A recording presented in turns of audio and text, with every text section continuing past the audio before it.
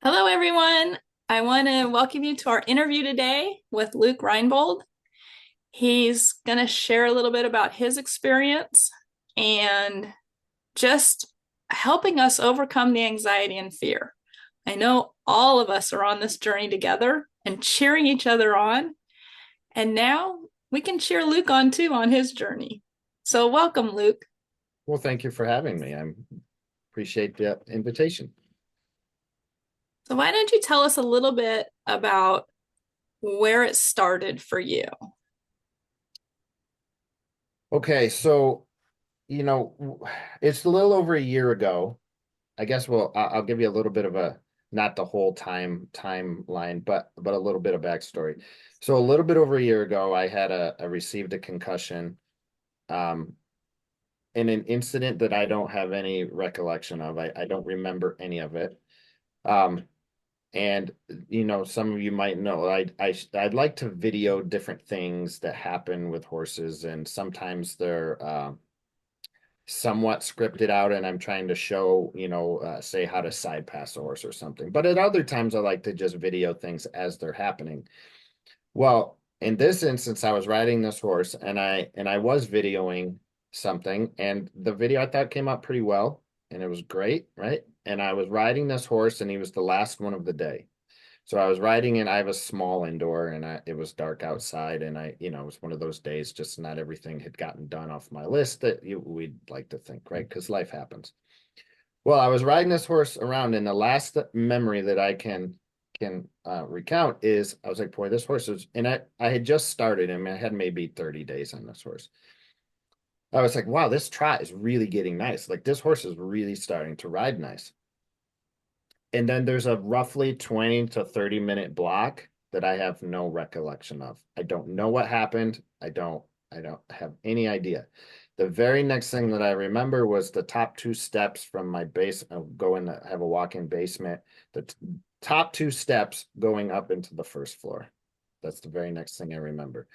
All I know is I had a knot in the back of my head that hurt, and my wife says that I was acting weird, which in and of itself isn't anything new, right?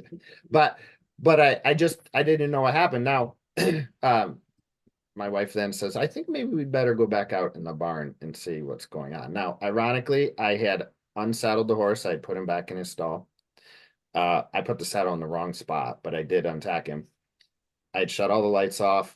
Everything was good, except right, I'd hit my head. And I have broken multiple bones and different things from sports to riding accidents in the past.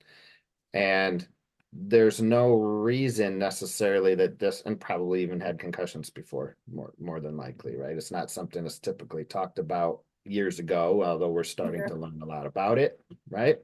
But this one was just different.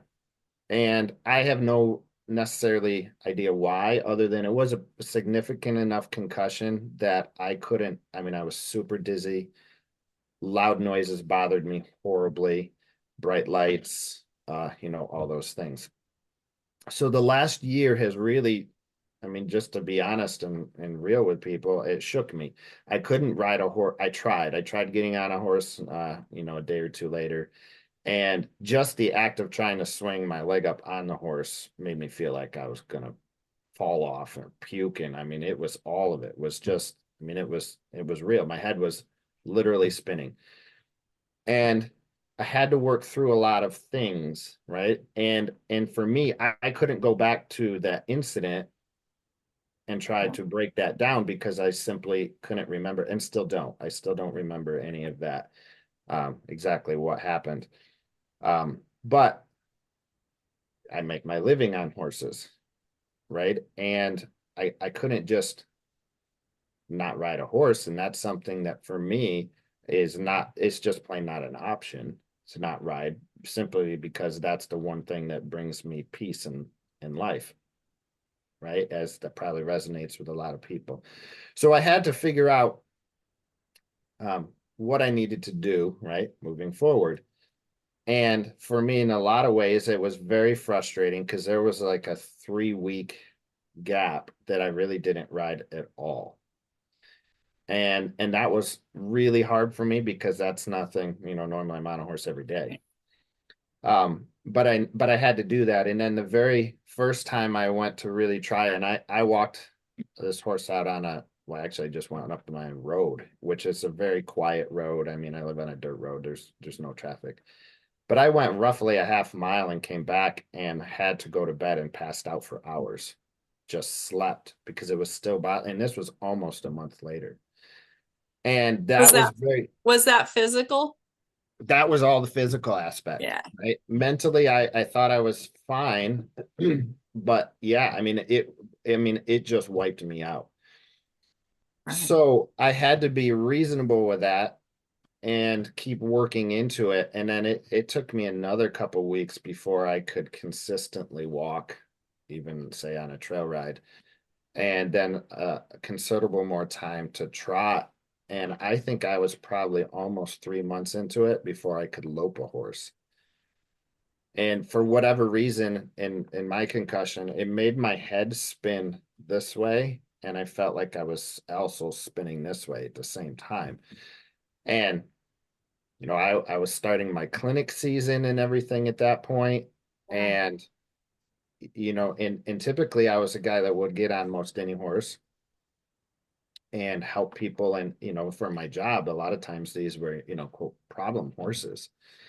And I just honestly I couldn't do that because it was in some cases I was still almost nauseated and spinning, and I just didn't have a balance even, you know. So that's really frustrating and and hard, right? So one of the strategies that I really used to get back on track from that was I had to force myself to just ride the horses that were my really easy going, steady horses that I could just really trust. And and that's something that I have predominantly done, since then. So that was a really big and important aspect for moving forward. And I would say I'll probably because as I have wrote about, um, I may never be the same. Honestly, I don't know that I still don't feel my balance is what it used to be. Right. Is in at 20 years old, of course, you think you're 10 feet tall and bulletproof. And Hey, I'm that way at 60. and then there's some aspects of that that's okay. But then, I just had to force myself to go, do I need to do those same things that I used to do? Right. I mean, just in the ways that I ride and things, does it need to be the same thing? And I think that's an individual decision that everybody has to make. I don't think that's something that outside perspectives need to make that, Right. so that's one of the big things that I've just come to grips with, and I think that's okay. I love what you said in your recent post that from your dad. Are you too poor to pay attention? Can you share a little bit about how that has impacted your journey with your recovery? Yeah, and that's really that whole idea of paying attention. And I guess to further expound on that, it's just being aware, right? Or paying attention. That's really what has, I think, has gotten me to the point where I am in horsemanship, which really is just cracking the surface of, what is out there, and what horses can provide. But really, it's just paying attention to the horse in general, which is a topic that you really could go on for days about, right? And probably longer. But being aware of where the horse is, and I say this when I do clinics all the time. One of the things I absolutely love about horses is that they never lie, Right. right? That's a hard concept for humans to really to grasp, simply because humans are used to humans, right? And you can't watch the news or anything and not be aware that someone's lying most all the time, right? And that's sad, that's unfortunate, but that's the world we live in, and people at least subconsciously are aware of that. But with horses, it's refreshing to me to know that that's not the case. What you see with a horse is what you get. Now, here's the key component to that, though. we have to ask that question of where the horse is at without any preconceived notions on what the answer is. Right. So what I mean by that is in a lot of ways, a lot of people are convinced that their horse is going to do XYZ, right? Something naughty. The horse is going to be spooky. The horse is going to the horse is going to buck. The horse is going to this. The horse is going to that. And in a lot of ways, because of that, they treat their horse. So let's say use spooking as an example. If they're convinced that that horse is going to be spooky and look for something, our body language then changes, right? And we're so reactive to all of these potential stimulus that might cause this horse this problem that then the horse, whether they were calm or not, and in most instances we're just with their buddies enjoying the sunshine or who knows, right? Maybe half asleep in a stall, whatever it was, and we pull them out, and now we're filled with anxiety and filled with fear. And then the horses, as soon as they start sensing that, it becomes a self-fulfilling prophecy. Yep. Right. And then they start looking for excuses to be scared. So then we go, see, I knew it. I knew that was going to happen. I knew it was. And then in essence, it is. And that's because of we've got to get ourselves mentally in that right headspace so that we can be the leader that that horse desires, honestly. And I mean, that whole leadership component can go, that's another one you could go on for days about. But it's so important. And then I've even got some pushback when I wrote about that because people said, no, horses don't need leaders. And I say, if you watch horses in a herd setting, none of them want to be the one that fights the lion, Nope. right? None of them are looking to be that one. In fact, they all run, generally speaking, and then ask questions later. Right? That's not a great component to leadership. So horses have tons of attributes, but being a real great leader is not normally one of them. So And it's usually, the one that steps up and decides to be the most aggressive with the most fear attached to it that yeah, becomes the leader. yeah, I no know I've doubt. been, my recent mare kicked me in the back. Well, bit me in the back and then kicked another horse over on top of me twice. And I was so scared. And I went, wait a minute, I've got to go in there being the mountain lion. Yeah. And that's what I had to do mentally to let her go, oh, I don't have to be leader. Yep. And she's That's been a the great sweetest point. thing ever since then. But Yep. it took me 3 months to get my own backbone. And, something interesting. I was with the herd and they were eating, and I was cleaning out the three-sided shed. And a plastic bag blew in and was blowing all around their legs. And guess what? Not one of them even flicked an ear. And I thought, ooh, this is a good time to play. So, I'm 30 feet away from them and I go, oh, bag. And you should have seen them, tails up. What? What? They were perfectly fine with the bag. Didn't bother them at all. They were worried about what I was worried about. Right. And that was just so eye-opening. Spending time with the herd has been such a blessing.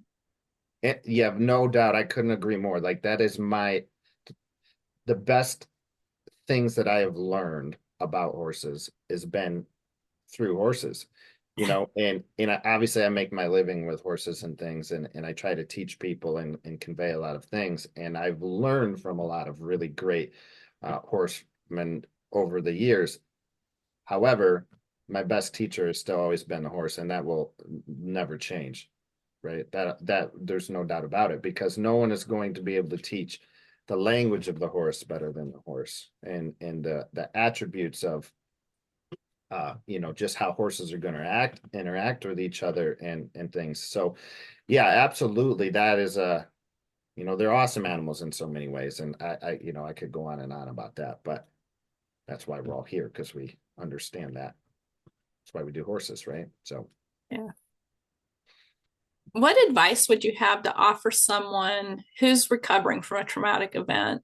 Um, just just the first steps and what has helped you the most continuing on. I mean, I understand that you do it for a living, and if you get in a car accident, we still have to drive, so we get over the fear. And with riding, it's a choice, but it's the same, car accidents, it's other people, it's out of our control usually. With Sure, horses, that's the same. So sure. just what advice would you like to offer? A couple things. One is first off, and this is what the simplest to me, and that is control the things you can control. Yeah. Okay, so for instance, in a lot of ways, that's probably going to refer to tack or something. Okay, uh, if you're wondering, oh, my saddle's going to slide, well, tighten your cinch, right? Make sure that you have those things honestly and truthfully answered, right? If you're like, well, I don't know if this is if it's saddle fit, if it's the well, control those things, right? Fix those things that might be preoccupying your mind. Take those off your list. Then from there, come back to answering the questions. Is this horse legitimately spooking and looking for problems? Right? Which they're usually not looking for problems, but they are aware of them when they're there. So come into the aspect of like if, for instance, if we're like you referred to as riding outside of the arena. Well, if that's the thing that's really is the problem right now, well, don't ride outside of the arena yet, right? Don't go there yet. We may work towards that if that's the goal, but right now, control the things you can control. And then from that, answer those or ask the questions of where is this horse really at? But don't allow the answers to come with a prejudice of I'm sure this horse is looking for problems. Because reality is horses are always just looking for peace. That's what they're truly looking for. They may not know where to find it, and if we're filled with anxiety, they won't. They can't, right? So if we can control the things we can control, take that off our list, right? Then come back to the horse that you can really trust. Now they're living, breathing animals with a different brain, right? So that's in some ways it's still a horse, understood. But then come back to the things you can. This is going to be key. Do the things well that you can do. I call that my baseline. Okay. And I talk about that a lot of times in clinics. Come back to your baseline. So, in other words, if the horse really does anything, if you and the horse do anything really well, do that thing, build up that courage a little bit and say, hey, yeah, we're back to this spot. And then at any point in time, if the horse starts leaving and you're leaving that baseline and we're starting to get anxious, we're starting to get nervous and things, come back to what you can do well. Right. And in other words, we're not going to try to reinvent the wheel every day. We don't need to do that. We already have that. And then that to me over time starts making deposits, I call it, in our confidence bank, right? Because I think of it in financial terms, we're either making a deposit into that account or we're making a withdrawal. And so many times, if let's say we're not controlling things like tightening up our cinch, well, you're making withdrawals now from that Yeah. confidence bank, right? And the money's it's going one way or the other. It's either going in or it's going out. So to me, just keep doing the little things. But that's really, it's like the same as with saving money. We don't need to save millions at a time. That's not And realistic, right? It's that $1, $5, whatever. It's that overall that discipline of saving and saving and saving is how you create that account to grow. one of the main philosophies in the group, and I have an ebook written on it, is courage pennies.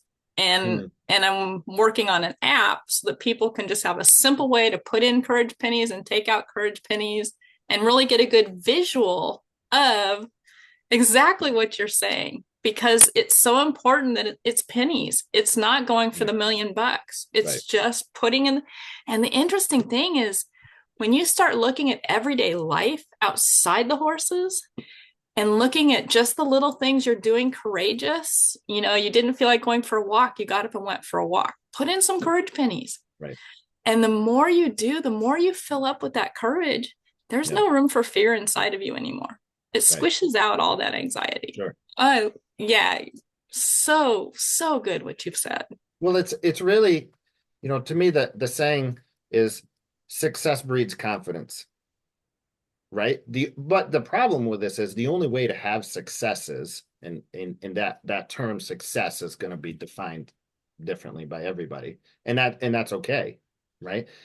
But the only way we're going to have success is by trying things, right? And pushing that comfort zone a little bit. We don't have to push that comfort zone till it, we blow it out of the water, but just push it a little bit and expand that just a little. Well, when you do that, inevitably, if we keep at it long enough, we're going to have some success. So that will make us a little bit more confident, right? Making another deposit in that confidence bank. And then as that as that confidence starts gaining momentum, it's almost like that big snowball going down the mountain, right? It's Yeah. going to gain momentum in size and speed and things. Now, at times, we'll still have setbacks. I think that's just realistic, Right. right? We have to be realistic with what this looks like. But once we do that, we're going to go, okay, I knew at some point on the journey that was probably going to happen, right? It did. Okay, now moving back forward. We've already done this before. We've already faced this challenge and we've overcome it. We can do this again. And I think in so many ways it's just like, marathons aren't won with a big leap. They're run with one step and then another step and another step and until you start accumulating lots of steps. And I think that is where I certainly am in my journey with this. I would, realistically say I haven't finished that marathon. Yeah. Right? I'm still stepping. That's still the case. And maybe that will always be the case. But at the same time, to me, it's worth it.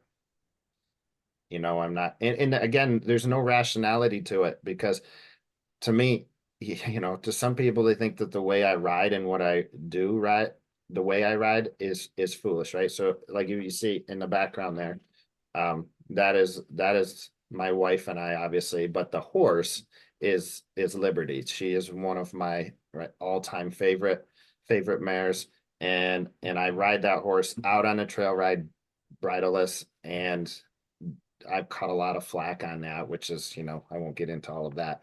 Well, it's But beautiful. I watched your video. Oh, so it's so beautiful. much fun, right? And I'd saddle up that horse at any point in time and just take her out on a ride, bridleless, and like she sat for a couple months here because she is pregnant. But I have no worries about letting that horse sit for months and then just getting on and riding her out like that. No worries at all. That doesn't concern me or anything. And some people go, well, that doesn't make sense. That's foolish. I know. And there's no rational way to necessarily looking at it. I'm just saying, one, I really trust this horse. And two, the things that might bother you aren't the things that bother me, and vice versa. Right. Well, if you look at how we treat our horses, if our horses are afraid of the horse trailer, we don't just go shove them in. Right. We're going to take a step towards the horse trailer and back them off and take another step, and we're going to have grace with the horse Sure. learning about the horse trailer, and having that same thought process with ourselves is so hard Right. but so rewarding. And it's a lot like playing video games. You get better and better, but then you lose life and you go back to the beginning. Yeah. And you get better at the beginning things each time you go back, and you can go through them a little faster. Sure. And yet we don't have that grace for ourselves in so many ways, especially writers that haven't gone through fear. You really don't think about getting better at the little things every day.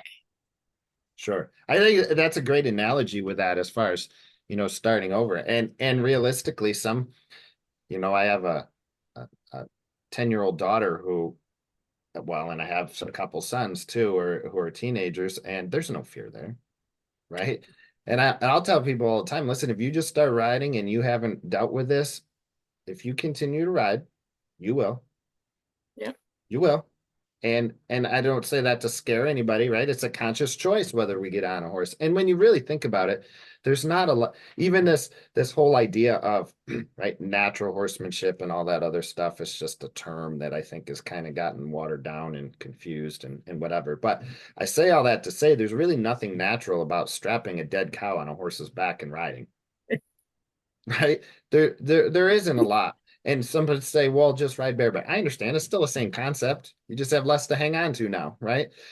So the reality is, though, horses are such awesome creatures, and I am 100% convinced if horses experience leadership enough and they know they can find peace when we're around, they gladly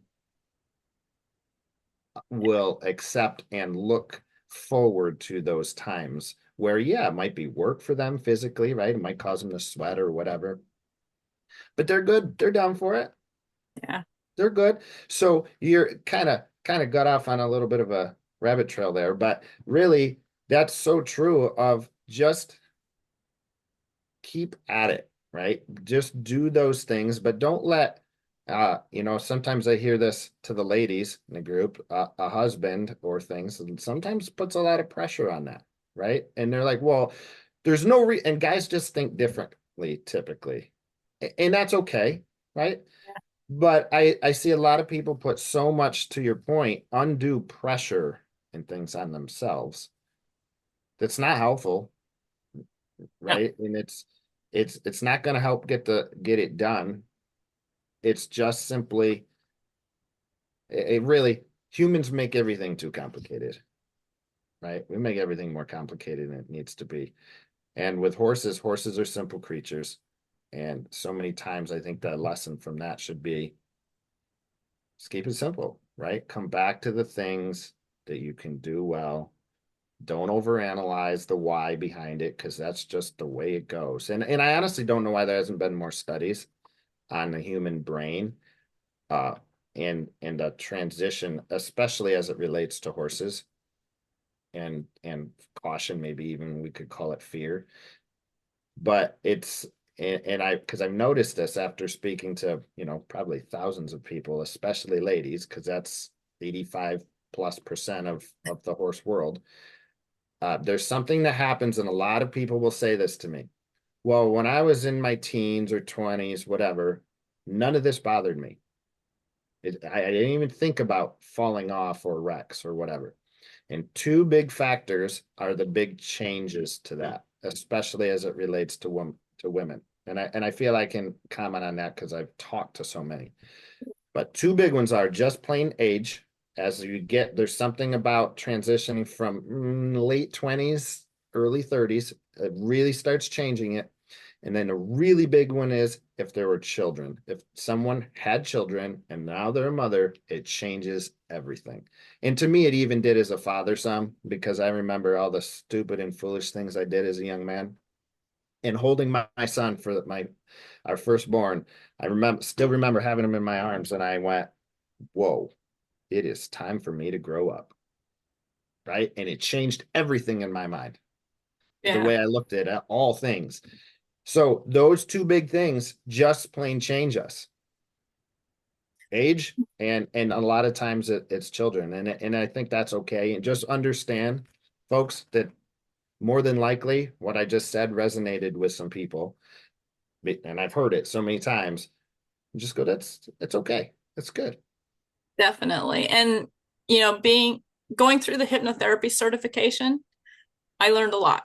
And one of the things that really came to my mind as I was going through that training is that in simple terms, I look at our brain as a filing cabinet system. Yeah, sure. And you've got the big red filing cabinet in the middle that your brain goes, "Ooh, that could be dangerous. I'll stick it in there. Oh, that could be dangerous. I can stick it in there."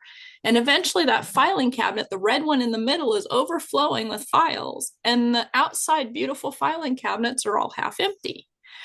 And we don't take the time to go through that red filing cabinet and go, "Oh, that wasn't really true. Let's Right. pull that out and put it back where it belongs. Oh, Sure. that wasn't really true. Let's clean out that filing cabinet, put the stuff back where it belongs." And just visually doing that for me has been so refreshing because I realized that, fear that builds up over time isn't necessary. For me, it was mostly imaginary fear. It Yeah, wasn't right. real fear. Yeah, no doubt. And and so that stuff I can say, hey, I don't really want that in there. And Right. just picturing cleaning out that filing cabinet has made me feel so much more confident. Well, so much so that I've now got a podcast, Sure. public speaking, and I'm an introvert, Sure. almost a recluse. But it's been so fun to clean all that stuff out that wasn't really me. It was just my subconscious trying to keep me safe. Sure. Which is really it's kind of, I mean, all boiled down in a nutshell. That's why we have the fears in general, right? It's our brain's mechanism to keep our body alive. That's what But fear really is, right? we're only born with two: the fear of Right. loud noises and the fear of falling. Sure. And then we just keep collecting. Yeah, great point. We do, and so much to the point, like you said, the filing cabinet is overflowing, and sure. So how Yeah. did you compartmentalize as far as what were rational fears that needed to go there and what ones needed to go in other places? Uh, a lot of times it was like the fear of black widows. That's a real fear. So I'm like, okay. Was that But the because of fear the of incident with a horse, or did no, you my have other mom was fears? bit by two black widows. Okay. So my fear started really young on black widows. But I decided not to be afraid of other spiders. Hmm. And and it was just that decision of cleaning out all those other spiders. And I'm not afraid of any spiders now. Where I used to scream and run, and it was just it's making the decisions as you're being mindful in your day-to-day life.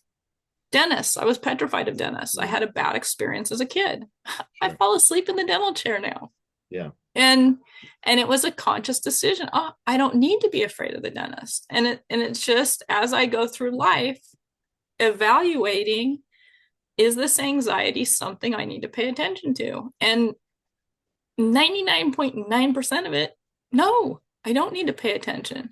Yeah. With the riding, I've now got a pre-ride checklist for me and a pre-ride checklist for the horse so that I feel so much more confident, like a pilot walking around an airplane. Yep, check, yep, check, yep, check. Huh, I'm good to ride. Oh, that's a no for today. Sure. That's a red flag.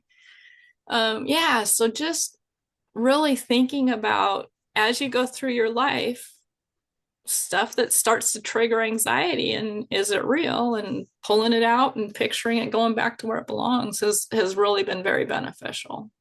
And it's interesting you mentioned that analogy with that pilot in the pre-ride checklist because I use those exact same wording, that same phrasing when I'm doing clinics and trying to teach folks that same concept. Just like the pilot's going to check to make sure their flaps on the plane and the wings will work, right? I want to know, can I steer this thing if I'm up in the air and I need to Mm-hmm. do that? And I really probably should have drawn that out a little bit more uh, before this, but that's so huge to me. Like, for instance, one of the things is I won't get on a horse, especially now, and I really didn't before, unless I could maneuver their hindquarters around. That one is a really big one to me because that's the power. The engine is the hindquarters of a horse, right? That's what drives them. That's what drives them into the scary, the trifecta that's so scary is bucking, bolting, rearing, right? Those three things are going to cause the biggest wrecks, and those are going to cause most of the bad situations, right? But if I can really maneuver that horse's hip around, even in high stress situations, if I more than likely, once I do this with the horse, you probably don't actually need to because the Right. horse is looking to us for the solution, right? But if I know that I'm very likely going to be able to do that, I'm so much more confident. Well, and for me, it's also moving the shoulders. Sure. If they're tight in the shoulders, they're not moving forward. And so, yeah, I do the hind end and I do the front end. I make sure their shoulders are going both ways before I get on. And I'm not a horse trainer. I'm an AMI. But one of the things that really touched home for me and what you said is that we have to look at going just to the edge of the comfort zone and just that little bit further. Um, the people sitting on the couch aren't getting over their fear. Right. Oh, And absolutely. and my first ride back outside the arena, I took 4 steps. I jumped off. I had a smile for a week Sure. because I took 4 steps. Right. And really, we we can we can make it so that, like you talked about, buck, bolt, rear, those are the big ones. So gain the knowledge. What are you going to do if your horse rears? What are you going to do if your horse bolts? Sure. What are you going to do if your horse bucks? Right. What are you just going to sit there? Are you going to curl up in a ball? What are you going to do and practice it? Practice it before the Sure. horse does it. Sure. Well, and really, it's such the fascinating concept, though. I even wrote, I should probably share this article again. I wrote it years ago, and I haven't put it out in a long time. But I call it the reacting game. And in the reacting game, it's basically making that self-fulfilling prophecies we talked about. But it's when the horse initially gets tight, right? Like you exactly articulated with the shoulders. It's a perfect example of it. Really, what they're telling us, and this is important, that a horse's feet follow their thoughts, right? So, for instance, if their thoughts are bouncing around like a pinball machine, all over the place. Yeah. Oh, what's over here? What's over there? Oh, this the rider's scared. Oh, they're tight. All those things, right? You can visualize it. If that's happening, we can be rest assured that their feet are doing that too, which Mm-hmm. is the bucking, bolting, rearing, for instance.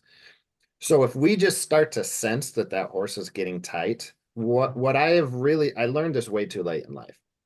But anything when we have that horse moving lateral, I almost think of it as like the horse is going on train tracks, okay, and they're normal. If they're out in the pasture or going out on trail ride or anything, they're on a track. Well, what I'm almost looking for that horse to do is so many times to really get their brain is jump the tracks laterally. They're off line. Okay. So it might be moving the rib cage out because really, if I'm asking that rib cage to bend out, both their front and hinds are crossing over.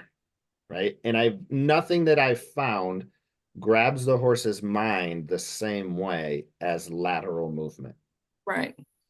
And it's so interesting that when we use that, and I put some videos on basically that concept, and some of them have hit over 1 million views. And I'm going, well, clearly there's something to this. And I don't know why we're not talking about this more in the industry. Right. Honestly, I don't know. So much of it, I think, is based on, well, your chin has to be here, your hands have to be here, your feet exactly have to be here. And those are some important components to balance, don't get me wrong. But quite frankly, if the horse's mind is going everywhere else, yeah, balance is really a problem now, right? So if we come back to this and go, hey, let's capture this horse's mind, then the rest of it is the frosting of the cake, right? But if the whole ingredients of the cake are bad, frosting isn't going to make it any better. It's not going to make it taste any better. It's And still how many nice. people, how many people go get on their horse at the mounting block or mounting from the ground with with the horse's mind already everywhere else? Oh gosh, I yeah. can't believe how many people say I have to have somebody hold my horse to get on, and I'm like, Yep, no, do not yep, get on a horse yep. that is not quietly standing there. You're I mean, asking for problems, right? my friend was killed. She Yep, had a horse that wouldn't stand at the mounting block, and she just kept at it, kept at it, kept at it, and never fixed yep, just being quiet. She never fixed the mind. yep. Yeah, I couldn't agree more. I see this all over. People are having all kinds of wrecks and things just at the mounting block. Honestly, some of the biggest anxieties and fears that I've worked with folks is exactly that thing at the mounting block. And that's, really that's just a sign of things to come. If, like you said, if the start is bad, we can't anticipate that the rest is going to be much better And because it's one of the easiest things to sure, overcome. It's sure. not hard. It might take time, but it's Well, not and hard. And the horses appreciate it. sure, because we're helping them find peace, right?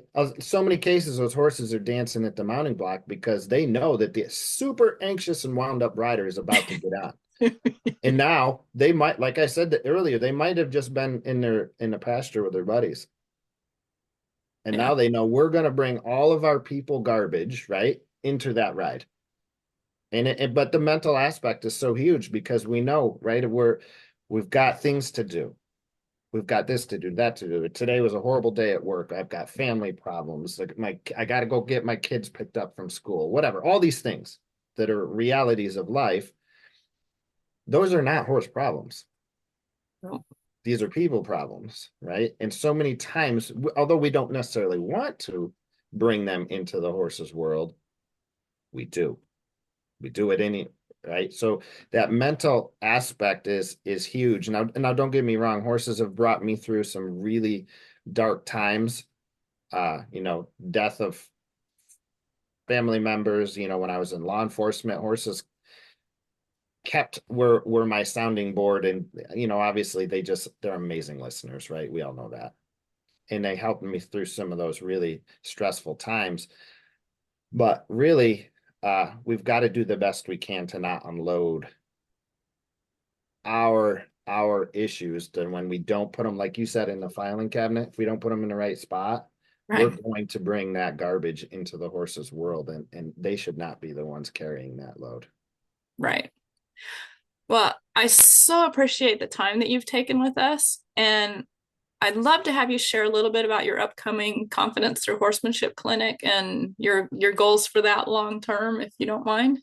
Sure. So we are going to be videoing our by far most popular clinic, which is our confidence through horsemanship, and we've been doing that name and things for a few years. But really, what it is in that it's talking about, in essence, the things that we're talking about today, and that is you will have confidence when we are connecting and communicating with a horse in the ways that the horses understand and being the leader that horse needs. That to me is really the only way that we can feel fully confident.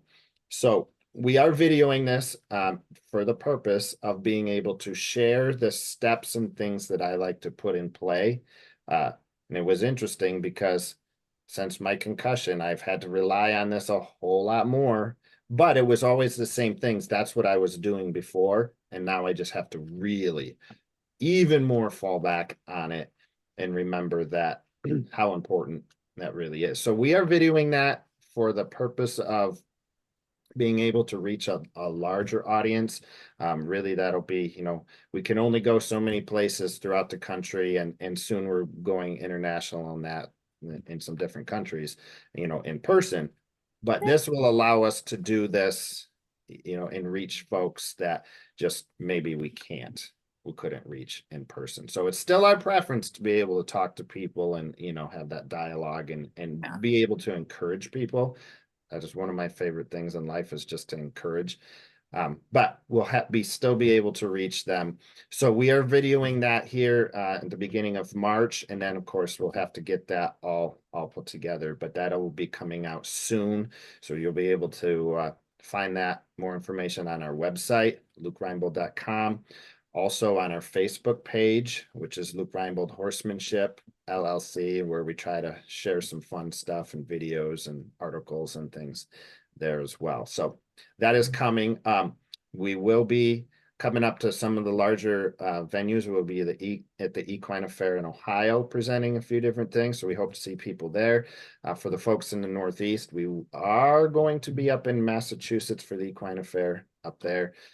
So we hope to see you there as well. And our full clinic schedule will be coming out really soon on our website as well. So hopefully we can find more folks in there. So Yeah, and I'll put the link to your Facebook and your website in the description of this. And then when the information comes out about the clinics, I'll also put that in. great. I Appreciate it. so appreciate this. Like I said, we're kind of a support cheerleading group helping each other get through our own anxieties and fears. And this was Sure. very beneficial. I really appreciate it. Good. Well, I appreciate you having me on and allowing me to share my story. So thank you.